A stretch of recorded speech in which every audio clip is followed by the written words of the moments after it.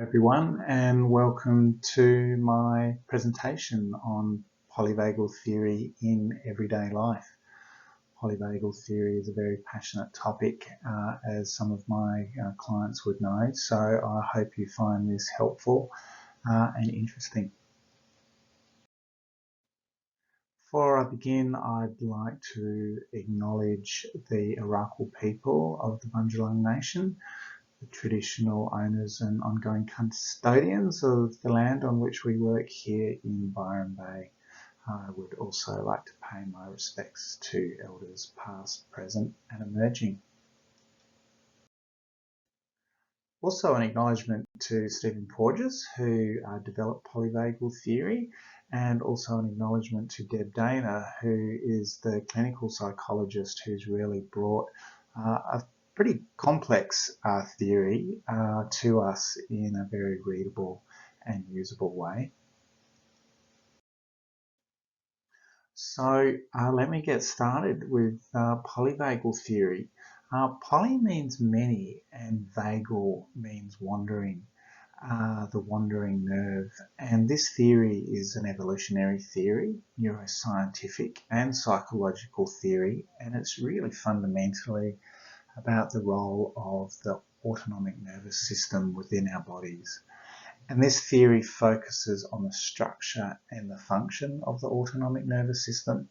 The autonomic nervous system plays lots of roles with regulating bodily functions, but it's also believed within this theory to play a really key role in identifying cues of safety and danger, and then activating the physiological responses in response to that.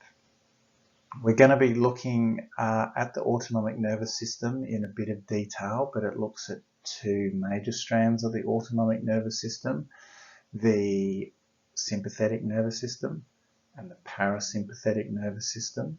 And then the parasympathetic strand is broken up into two strands, which is the dorsal vagal and the ventral vagal systems, and I'll be talking about them a lot more so they become super clear within our own minds.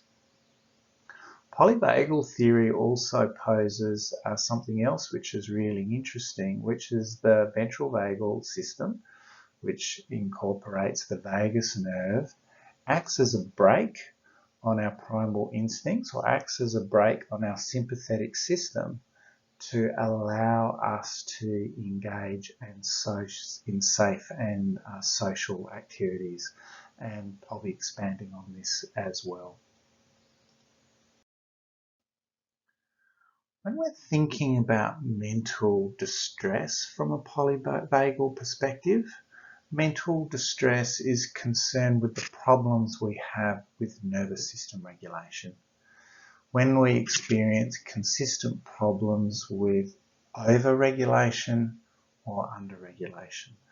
Overregulation, like overly anxious or overly angry, or underregulation, such things as depression or feeling shut down.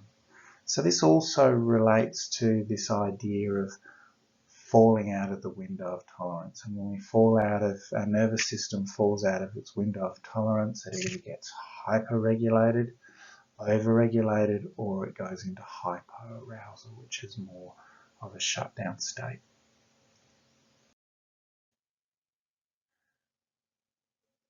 Stephen Porges really kind of emphasises the importance of being able to regulate effectively within our systems. And he says if we can't regulate our physiological state, then we're going to have difficulties accessing and processing our higher cognitive functions.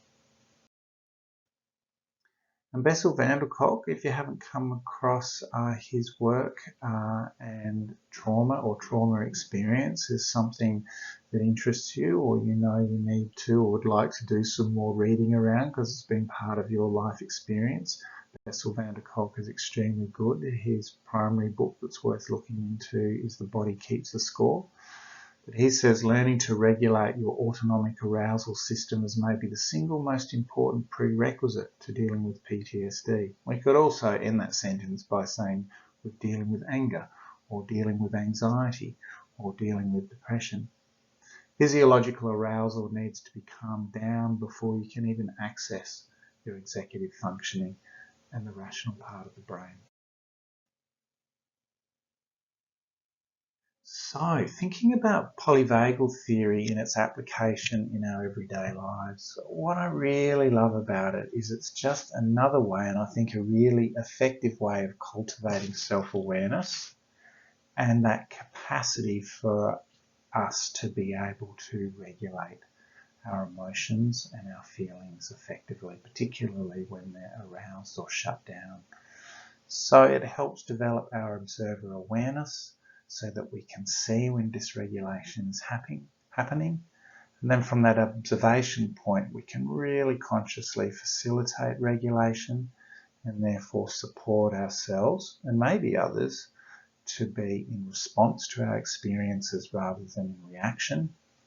The other thing I really like about polyvagal theory is it's very depathologizing. We're talking about our nervous system and our nervous system's capacity to regulate and cope, rather than talking about ourselves having a problem with anxiety or with anger. It's really our nervous system that's really struggling to stay calm under perceived experiences of danger. So polyvagal theory really supports us to have an awareness of our own nervous system, the nervous system of others, and the interaction between them. And this is so important because our lives are made up of social interaction, and often we can be dealing with people that are in a dysregulated state. And so it provides us with the lens and the opportunity to notice that consciously and therefore see how we can work with that effectively, or notice when we're dysregulated ourselves and not coping and how we can support ourselves to move through experience. I want to take you through the organising principles of polyvagal theory. They're really interesting and they are autonomic hierarchy, neuroception, and co-regulation. Autonomic hierarchy relates to the part of the theory which understands that our autonomic nervous systems were built over time.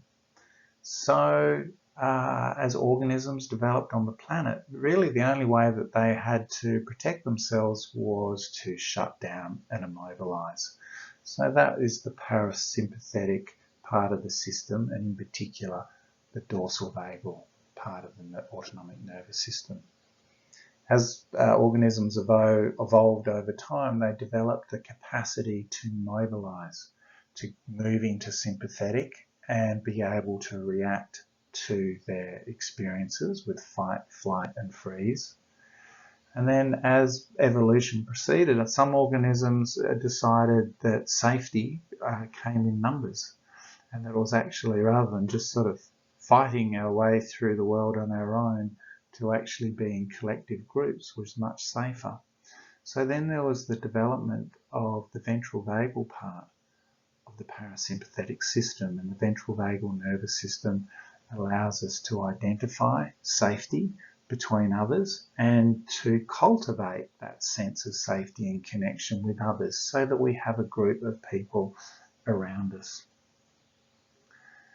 A great tool to use is the polyvagal ladder, and the polyvagal ladder shows this hierarchy of the autonomic nervous system, and it allows us to be able to identify it within ourselves. So if you really want to get into this, find some polyvagal ladders online, print them out, and then just start practicing that ability and capacity to notice where you are in the ladder. Am I in ventral vagal right now? Experience of safe and social. Am I mobilized in sympathetic, fight, flight, freeze kind of place? Or am I experiencing dorsal vagal, immobilization, shutdown and collapse? Let's talk about these different parts of the autonomic system and those states in a little bit more detail. Most of us are pretty aware of the sympathetic state. familiar to a lot of us just through life experience, but it's that fight, flight, freeze. It's when we're in a place of defense or attack. Our system is mobilized to survive. It can come across as states of alarm, anxiousness, or anger. It tends to create quite a hypervigilant state within our system where we're noticing and observing everything. If we are in that state, but it's not actually required because the environment is actually safe, we'll notice that we or others are misreading cues as being dangerous when they're actually not. That can be reflected in emotions like suspicion. But fundamentally, the nervous system has decided that it's going to sacrifice social connection for survival because for whatever reason, the autonomic nervous system has identified cues of danger which it thinks it must respond to. So the parasympathetic nervous system, as we said, is broken up into two strands, the ventral vagal and the dorsal vagal. The dorsal vagal nervous system, this is activated when the autonomic nervous system perceives or experiences life threat. So this is a threat where the autonomic nervous system sees that fight, flight and freeze isn't going to cut it. The only thing left to do is to immobilise and shut down to survive. So it is characterised by experiences of immobilisation, shutdown, collapse. This is characterised by a dissociated feeling or state where we experience not knowing, not feeling, not being. It feels like we're going through the motions, withdrawal. There's a sense of fogginess or numbness within our bodies, a sense of feeling lost, abandoned or invisible. And the state of depression is a dorsal vagal state where the system is shutting down to cope and survive. The ventral vagal part of the nervous system is activated when there's a sense of safety, when there are lots of cues of safety in the environment. It allows for social engagement, sociality, connecting, self-regulation or co-regulation. Co-regulation meaning that we are connecting with another and allowing them to calm us or us to calm them. It can be an awareness of stress in our environment. However, the ventral vagal system remains switched on around this and allows for regulation and response around the difficulty or challenge that's experienced. So when the ventral vagal nervous system is on, there's a sense of feeling resourced and capable with whatever's going on. So now to talk about the vagal brake. So imagine the brakes on a bicycle. The brakes are engaged to slow the bicycle down, and the brakes are released to make or allow the bike to go faster. So when the brakes are engaged, it is engaging a ventral vagal state. When the brakes are disengaged, it allows for a sympathetic state to take place if needed. So it's the vagus nerve in our autonomic nervous system that acts as the brake, and the way that it brakes our system and just slows everything down is by gently decreasing heart rate, decreasing breathing rate, relaxing the muscles in our faces so that when other people see us, they see that we're relaxed and safe. So in doing that, by applying that brake to our heart and our lungs, it reduces the sympathetic state so that we can orientate towards safety and be focused on social connection. You know that when we're in an anxious state, we're distracted, we're agitated, it's very difficult to be attuned and stay aware of and be connected to the other people around us.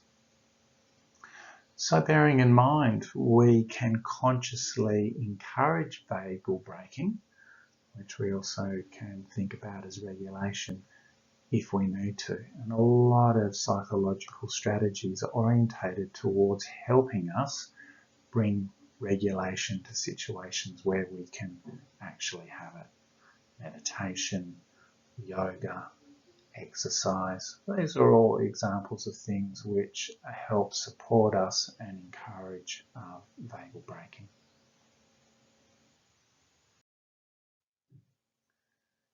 So when the ventral vagal system is on, there is a gentle breaking, and it allows us to orientate and connect gently with ourselves and others and our environment, because we are not concerned with cues of threat or danger that we need to manage. When the vagal brake is off, then the sympathetic part of the autonomic nervous system is free to engage if need be to deal with threat and difficulty. When the dorsal vagal system is activated, our whole system is shut down and on hold and waiting for the threat to go away. Second principle in polyvagal theory is one of co-regulation. And some important points in this that are interesting to reflect on and understand is that our autonomic nervous systems are both shaped and regulated through interactions with others, our environments, and ourselves. So making sure that we have environments within ourselves and around us that are healthy and grounded is really, really important. In particular, the autonomic nervous system is shaped by consistent early relationship experiences. So if we have been one of those fortunate people where our relationship experiences when we were young were safe and grounded and predictable, we probably are very fortunate to have an autonomic system that is quite grounded as well. If we weren't fortunate, then we know that this is an area where we have some work, and attending to our autonomic nervous system and caring for it is important.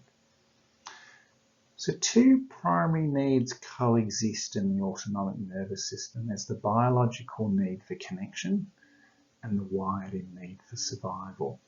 And the autonomic nervous system is continually sending and searching for cues of safety and danger in its interaction with others, also with our own bodies and the environment. So, our autonomic nervous systems are looking for important cues in our experience to find safety, allow regulation, and when they're missing, there's a sense of unease within our autonomic system and then within ourselves, and our autonomic nervous system prepares for protection. Okay, so what are the cues that our autonomic nervous system is particularly concerned about and interested in identifying? Well, firstly, context is important. A sense of familiarity and understanding of what's going on is very important. Choice, the freedom to move, especially when there's doubt about context. And finally, connection, that there's a sense of connection with the people in the environment. To give you a sense of how our autonomic nervous systems work, and to give you a sense of what our autonomic nervous systems do when those cues are absent, think about the last horror movie you watched. Perhaps think about the horror movie you watched when you were little or young that perhaps you wish you didn't, and remembering how that activated your nervous system and what the directors of these movies do to get your nervous system in that state. Well, traditionally what happens is that there's, let's say, a group of young people who are leaving the party they were at 2 in the morning, and they're driving home in their car, and of course, where does the car break down? But it breaks down in the dim dark forest. All of a sudden, we're in a context that is unfamiliar. There are wolves howling, there are strange noises happening, and so those young people aren't sure what's going on. choice has been removed because the car broke down. But not only that, when the young person steps out of the car, the keys fall out of his pocket and they go down the drain. So freedom to move is removed. And then lastly, and I don't know why they do this, well I do know why, because they want us to feel completely scared as viewers, but when the young people hop out of the car, they look at each other and they say the words, "Let's split up and we'll go look for help." And the sense of connection is completely removed, and our poor old nervous system's watching this go into a complete state of dysregulation. So, just thinking about those cues of safety and danger in the context of our own experiences of engaging and interacting with others, our autonomic nervous systems are always looking for cues of safety and danger, and they're picking up on cues of how people look, the environments are we in, have we been in that environment before, always trying to work out what's going on. So just having that observer awareness from a polyvagal perspective is really, really helpful. Obviously, sometimes our nervous system is picking up on actual cues of danger in our social experience, and they're important, really important to be aware of and act on. But sometimes our nervous systems are getting more worked up than they need to and experiencing more threat in our experience than actually exists. So having the capacity to notice that and bring a state of regulation to that experience can be really, really helpful. So the third principle is neuroception, and neuroception was a term that was coined by Porges, and this is the process by which the autonomic nervous system is taking in information about our environments without the thinking part of the brain being involved. So there's lots of decisions being made by our nervous system that our conscious brain isn't necessarily aware of or engaged in yet. So neuroception responds to cues of safety and danger inside the body, outside in the environment, and between people. And neuroceptive accuracy is when our response and reaction is in line with the levels of safety and danger in the internal and external environment. So the autonomic nervous system moves into the appropriate energy state needed to manage the situation. So neuroceptive mismatch is when there are habitual responses by our autonomic nervous systems that are too much or too little for the situation at hand. And that's reflective of an autonomic nervous system that's been shaped in unsafe environments or been shaped by extreme experiences. And for many of us, that's as a consequence of an autonomic nervous system being shaped by traumatic experiences in the past.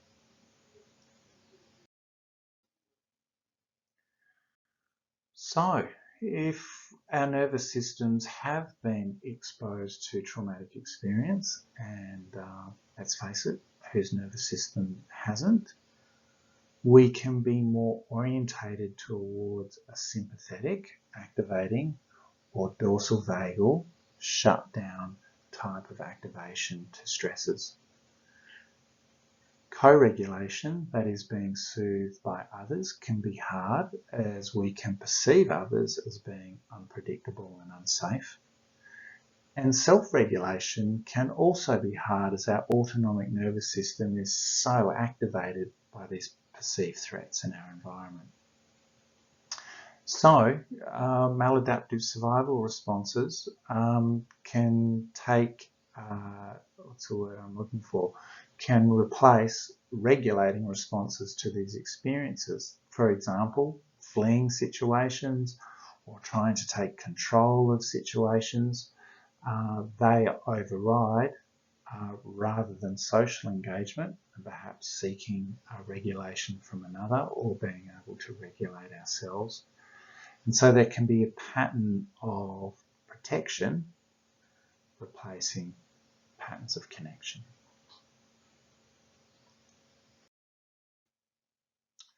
So, what do we do? How do we help our nervous systems that have taken a bit of a knock through our lives and tend to get have got a bit neuroceptively mismatched in some situations. This is a protocol by Deb Dana, who I mentioned earlier. I really like this protocol. It encapsulates some of the really important things for us to practice. So the first is getting into the habit of befriending our nervous systems, just tuning in and tuning towards our autonomic states, that willingness and ability to notice what's happening inside rather than avoiding.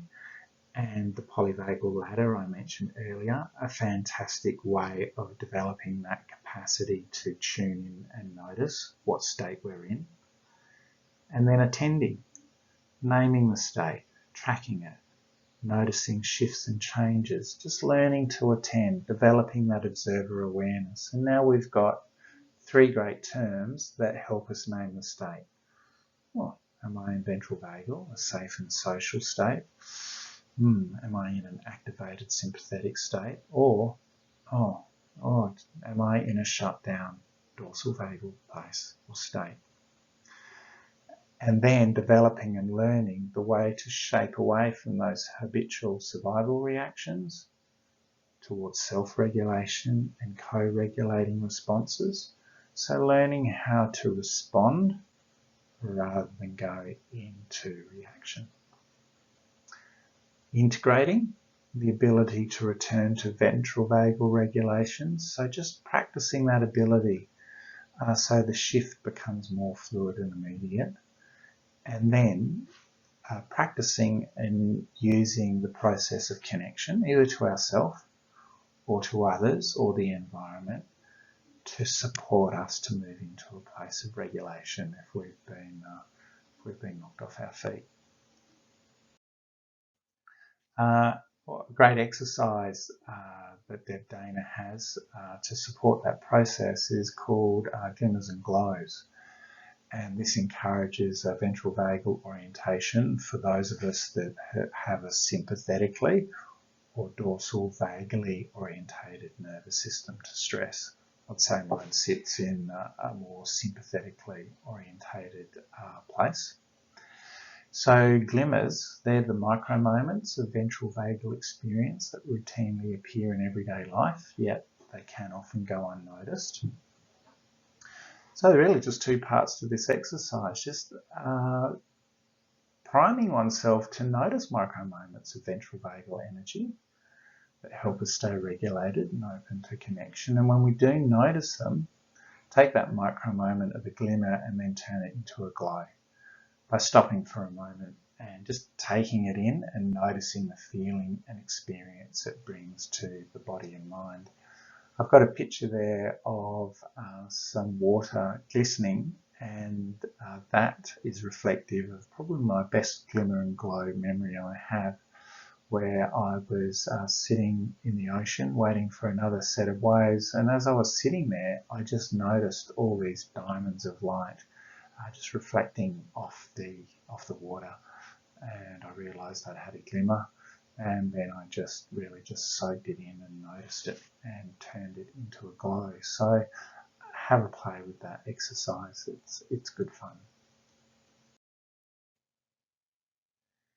If polyvagal theory has taken your interest, there's some great resources. I think Deb Dana is as far as you need to go. Polyvagal exercises for safety and connection are extremely good. Both those books say they're for therapists, but I think they're really good for anybody. If you are more an audio orientated person, befriending your nervous system is extremely good audio. It's available on Audible, and it's a bit like a kind of workshop you can take yourself through as well. So lots of really good and interesting information about polyvagal theory and how to apply it to our own well-being is out there. There's a couple of resources here that I think are pretty cool. Deb Dana's website is really, really good. There's a little booklet you could download called The Beginner's Guide to Polyvagal Theory. That's really good to have a look at. The polyvagal ladder that I mentioned, look, just do a Google search, Google Images, and there's a plethora of different polyvagal ladders out there. Please print one and stick them around your house, and one on your fridge and one next to your bedside table, and just practice identifying the different states.